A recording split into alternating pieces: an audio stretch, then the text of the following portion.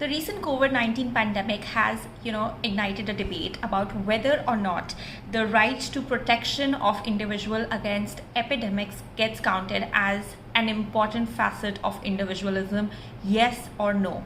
I want to hear your answers in the comments, so don't forget to comment down below what you think is the answer to this question.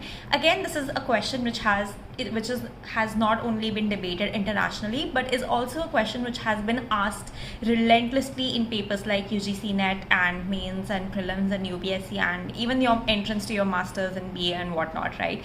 So the question that we're trying to figure out the answer to today is the protection of individual against epidemics an important facet of individualism? Now, what is individualism? Individualism is basically a theory in which we place the highest value on an individual, right?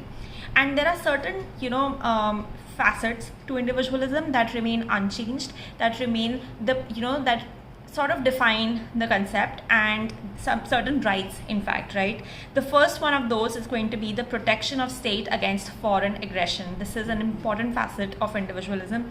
The second will be the protection of property, and the third will be the protection of individuals' life. Again, we see these principles are also enshrined deeply within our constitution as well.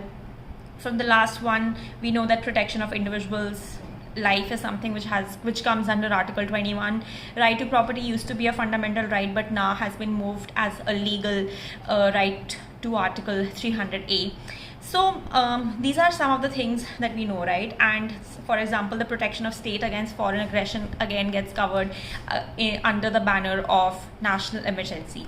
So where does the protection of individuals from an epidemic, against an epidemic, where does that come in?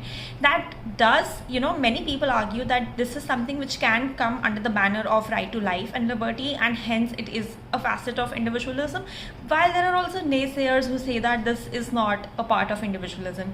But for the sake whenever we're writing our papers, or if something like this comes up, then yes, we will say that right to individual's life against an epidemic will come under the facet and the tenet of the broader scheme of the theory of individualism, and we will take it to come under the right to life, protection of an individual's life.